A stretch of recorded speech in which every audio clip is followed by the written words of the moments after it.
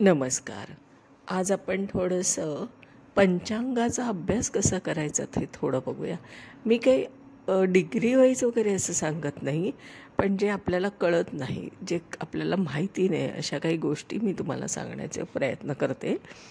आज आहे आपण 10 फेब्रुवारी 2025 सोमवार. आज आज जर आपण ग्रह कुठे आहेत ते आधी साधारण बघूया.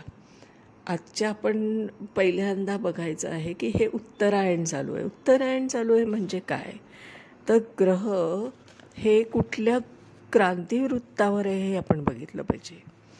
आता उत्तरायणामध्ये ग्रह आत्ता कोणत्या क्रांतिवृत्तावर आहे हा अभ्यास केला पाहिजे. कारण आपण बघतो हे सगळं प्रिडिक्शनमध्ये की आपल्याला राशी कळत आहेत, नक्षत्र कळत आहेत, चरण सगळं कळतं आहे. पण उत्तरायण होतं म्हणजे नक्की क्रांतिवृत्तावर ते ग्रह कुठे असतात हा महत्त्वाचा मुद्दा असतो. आता आपण असं बघूया की आपल्याला रेफरन्ससाठी जर आपण पंचांग बघितलं तर आपल्या असं लक्षात येईल की आजच्या 10 तारखेला 10 फेब्रुवारीला सोमवार आहे. आज चंद्राचं भ्रमण कुठे चालू आहे, तर तो मिथुन राशीतून चालू आहे. तर मिथुन राशीतून चालू आहे असं आपण म्हणतो, कारण की मी सकाळी आत्ता जेव्हा बोलते तेव्हा ती पहाटे, म्हणजे साधारणपणे 5:30 वाजलेत. 5:30 वाजता मी हे जे काय बोलते पहाटेचे ते तेव्हा चंद्र हा मिथुन राशीत आहे. तो आज जाणार आहे कर्क राशीत. ते 11:57 कर्क राशीत प्रवेश करेल. मग आता हा जो काय चंद्र आहे हा भ्रमण कोणत्या नक्षत्रातून करतो आहे, तर पुनर्वसू. आणि पुनर्वसू नक्षत्राचं त्याचं 3रं चरण आहे ते, नंतर 4थं, नंतर तो पुष्य नक्षत्रात जाणार आहे पहिल्या चरणात, आणि मग पुष्य नक्षत्र 2ऱ्या चरणात, आणि असं त्याची भ्रमंती संपणार आहे. आता ह्या 4 जे काही त्याने चरण घेतलेत, हे 4 चरण हे आपल्याला अलाइनमेंटमध्ये बघावे लागतात. जेव्हा आपण प्रिडिक्शन करतो तेव्हा चंद्र कुठल्या नक्षत्रातून भ्रमण करतो आहे आणि तो कुठल्या नक्षत्राशी त्याचा चरणाशी त्याचा संबंध येतो, तसा त्याचा नवमाशी संबंध येतो असतो. त्याला आपण अलाइनमेंट म्हणतो. अलाइनमेंट करणं म्हणजे काय, तर आकाशातले जे काही ग्रह आहेत ते आपल्या कुंडलीशी कोणतं नातं लावत आहेत, कुठल्या नवमाशाशी कोणत्या स्थानाशी लावत आहेत वगैरे हे बघणं म्हणजे अलाइनमेंट. आणि हे आपण हे गोचर, याला आपण मराठीत गोचरच म्हणतो. आता हे गोचर जे आहे किंवा इंग्लिशमध्ये त्याला ट्रान्झिट म्हणतो, तर हे जे काही ट्रान्झिट आहे, हे काही गोचर आहे चंद्राचं, याचं आपल्या कुंडलीशी काहीतरी नातं होत असतं. आता जर मिथुन रास आहे तर मिथुन राशीतून याचं चालू आहे भ्रमण, तर माझ्या कुंडलीत मिथुन रास कुठे आहे, त्या मिथुन राशीशी याचा संबंध येणार आहे. आता मिथुन राशीशी संबंध येणार आहे म्हणजे मिथुन रास कोणत्या स्थानात पडते त्यावरून त्याचं थोडं प्रिडिक्शन होणार आहे. आणि नक्षत्रांच्या संदर्भात बोलाल तर त्याचं नवमाश जे असतं ते त्या नवमाशाशी त्याचं नातं लागतं. आणि आपण हे जे काही वाचलं की पुनर्वसू 3रं चरण, 4थं चरण, पुष्याचं 1लं चरण आणि 2रं चरण, हे सगळं जे काय आहे हे नवमाशमध्ये इफेक्ट करत असतं. हे झालं ट्रान्झिट. याला आपण म्हणतो की हे गोचर, ग्रहगोचर. आता बघा, उद्या आपण बघितलं तर बुध चालला आहे कुंभ राशीत, कारण आता तो मकर राशीत आहे. आणि 12 फेब्रुवारीला रवी कुंभ राशीत चालला आहे. हे जे काही बदल होणार असतात ना, हे बदल आपल्या कुंडलीशी अप्लाय होत असतात. आता आपण एक अजून नवीन बघूया याबद्दलचं की आता वक्री ग्रह कोणता आहे का, तर मंगळ आहे. मंगळ आहे तो मिथुन राशीतून जातो आहे. आणि अस्त आहे बुध, आणि गुरु आहे तो मार्गी झालेला आहे, त्याच्यामुळे आत्ता तसं त्याचा काही इफेक्ट आपल्याला मिळत नाही. हर्षल पण स्तंभी आहे. आता स्तंभी याचा अर्थ काय की तुम्ही बघा, जेव्हा तुम्हाला पंचांगामध्ये जेव्हा तुम्ही बघाल तेव्हा अंश, कला, विकला असं जे काय आपल्याला दिलेलं असतं, तर अंश आणि कला ह्याच्यामध्ये जर शेवटचं डिजिट तुम्ही बघितलं तर तुम्हाला तो कॉन्स्टंटली तोच आकडा दिसतो. म्हणजे 6 हा आकडा दिसतो, 06. आता हा 06 हा 2 दिवस कॉन्स्टंट होता, म्हणजेच हा काय झालेला आहे, थोडा स्तंभी असतो. स्लो आहे ना, स्लो प्लॅनेट आहे तो, त्याच्यामुळे. आता तिसरा अजून एक मुद्दा मला नवीन सांगायचा आहे की रवी कोणत्या क्रांतिवृत्तावर आहे, तर रवी आत्ता -15 म्हणजे दक्षिण गोलार्धात आहे तो. बुध कुठे आहे? रवी आता कोणत्या राशीत आहे? तर मकर राशीत आहे. आता मकर रास आपल्याला माहिती आहे की मकर राशीच्या किती डिग्रीवर आहे तर ते आपल्याला पंचांगामधून कळत असतं. आपण त्याच्यात पडूया नको आत्ता. आता आपण बघूयात की मंगळ मिथुन राशीतून जातो आहे, पण तो वक्री आहे. मकरी आहे मंगळ आणि बुध हा अस्त आहे. अस्त आहे याचा अर्थ तो रवीपासून जवळच्या अंतरावर आहे. मग रवी आता अस्त कुठे आहे तर तो क्रांतिवृत्तावर -16वर आहे आणि रवी आहे -15वर, म्हणून तो कंबस्ट झाला, म्हणून तो अस्त झालेला आहे.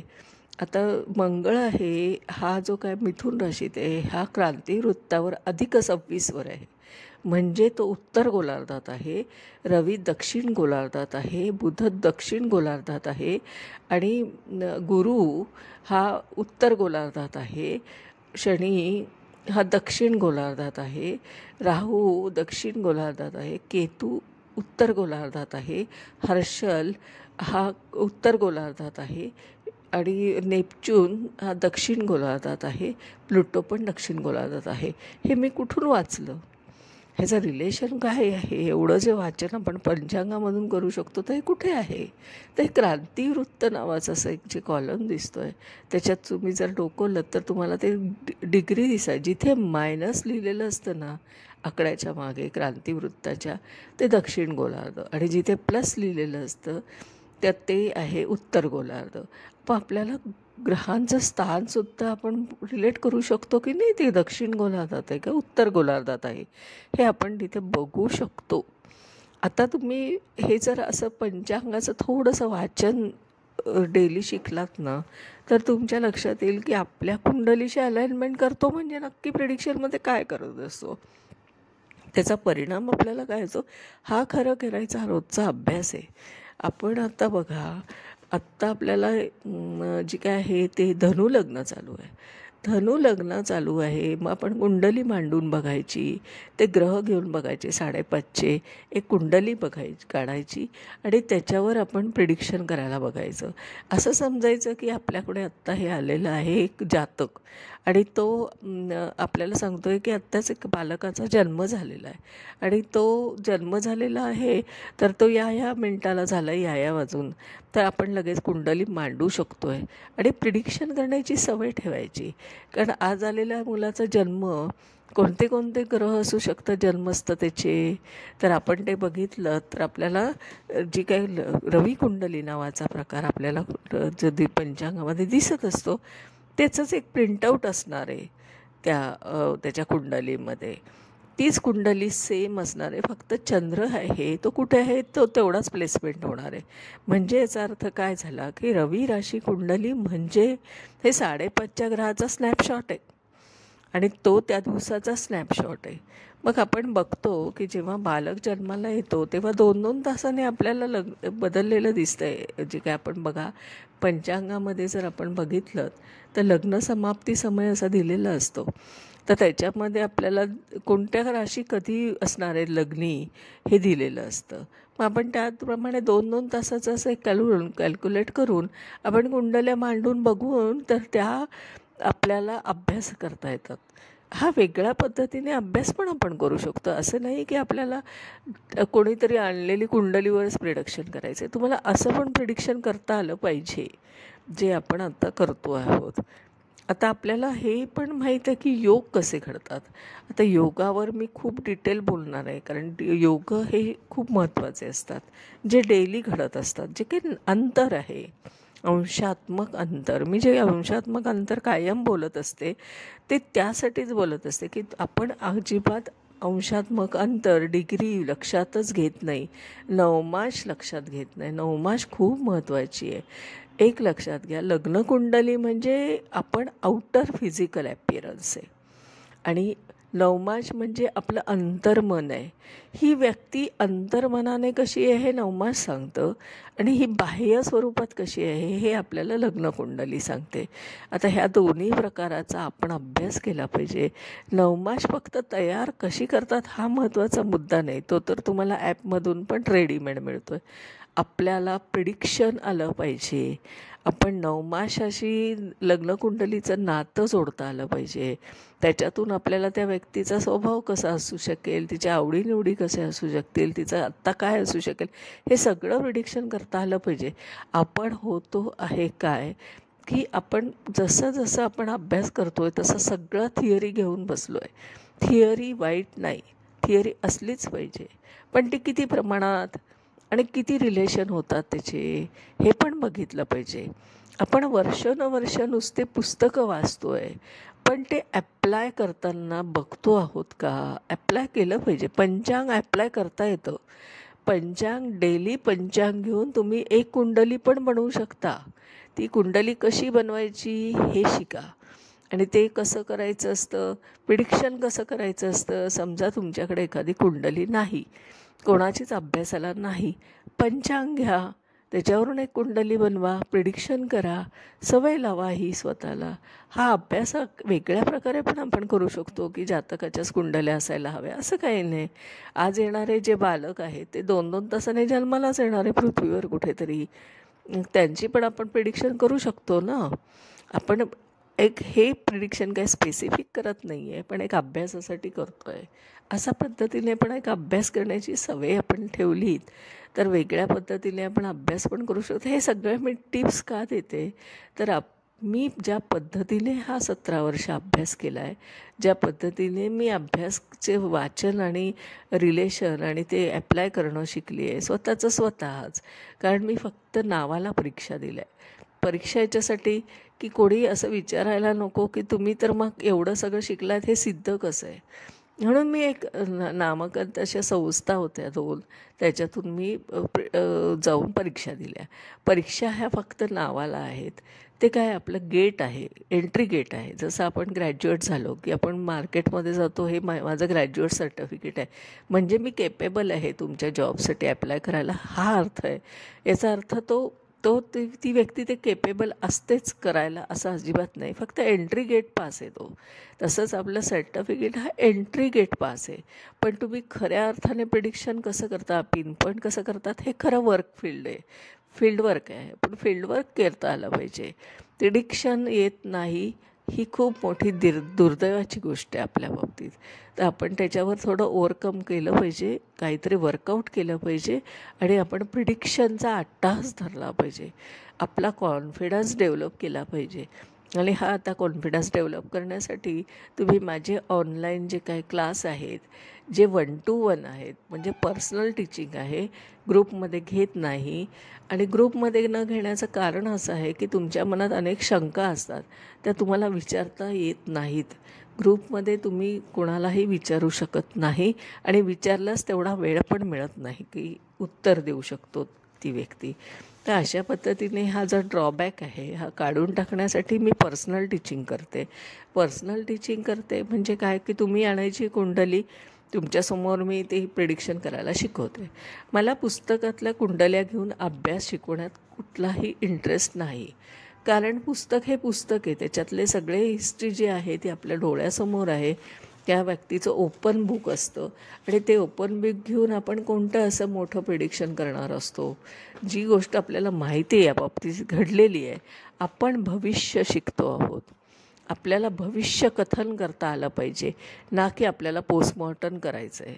आपण ज्या कुंडल्या शिकतो आहोत पुस्तकातल्या त्या पोस्टमॉर्टम केल्यासारखं आहे. आणि आपल्याला भविष्य शिकायचं असेल तर प्रिडिक्शन शिकता आलं पाहिजे. प्रिडिक्शन शिकणं म्हणजेच फलिततंत्र शिकणं. त्याचे क्लासेस आहेत माझं नाव आहे सौ मनीषा प्रदीप चव्हाण. मी आदित्य गार्डन सिटी, वारजे, पुणे इथे राहते. माझा मोबाईल नंबर आहे 9763787646. आपण माझ्या क्लाससाठी जॉईन होऊ शकता. माझं ऑनलाईन कन्सल्टिंग पण आहे. आपण फक्त रुपये 500 भरून आपले प्रश्न माझ्यासमोर डिटेल देऊन सांगू शकता. मी आपल्याला त्या प्रश्नांची उत्तरं 1 ते 1.5 तास आपण डिस्कशन करून सॉल्व करत असतो. कारण आपल्याला सर्व गोष्टीची कल्पना, की या गोष्टी अशा का आहेत आणि याच्यावर आपण काय करू शकतो, पिरियड किती निघाला आहे, पिरियडपर्यंत आपण करू शकतो का, मग आपल्याला याच्यावर काय करता येईल, आपण हे काय करतो आहोत, की मी प्रिडिक्शन करते, एखादं कन्सल्टिंग झालं, प्रिडिक्शन करते, केल्यानंतर त्या व्यक्तीशी पर्सनली बोलते. आणि बोलताना कारण मला प्रचंड बोलावं लागतं जास्त, कारण की मी उपाय करत नाही, मी कोणतीही रेमेडी करत नाही, माझा रेमेडीचा प्रश्न येत नाही. मी फक्त करते काय, तर मी त्या व्यक्तीच्या सगळ्या रूट कॉजला जाते आणि त्याच्याबद्दल मी त्यांना आधी कल्पना देऊन सांगते की आपल्याला हा जर टायमिंग ऑफ इव्हेंटमधून जर हा पिरियड निघाला आहे तर आपल्याला काही गोष्टी अशा पद्धतीने हँडल करायला हव्यात. हे प्रॅक्टिकल अप्रोच झाला, रॅशनल थिंकिंग झालं. आपण काय करतो आहोत तर त्याचा मला रिझल्ट मिळतो आणि मग माझी प्रसिद्धी झाली आहे. कारण लोकांना माहीत आहे की माझा रिझल्ट येतो, कारण मला पिनपॉईंट प्रिडिक्शन करता येतं आहे. पिनपॉईंट प्रिडिक्शन करता येणं हा महत्त्वाचा मुद्दा आहे. आपल्याला RTOने सर्टिफिकेट दिलं आहे, पण आपल्याला गाडी चालवता येत नसेल तर उपयोग काय? मग आपण असं आहे की आपण सगळे जो परीक्षा दिल्या आहेत, पदव्या परीक्षा मिळवल्या आहेत, सर्टिफिकेट मिळवलं आहे, पण प्रिडिक्शन येत नाही आहे, उपयोग काय? आपण गाडीच चालवू शकत नाही आहे. तर हा जो काही कॉन्फिडन्स डेव्हलप करायचा असेल तर माझ्या ऑनलाईन क्लासला जरूर आपण ॲडमिशन घेऊ शकता आणि अनुभव घेऊ शकता.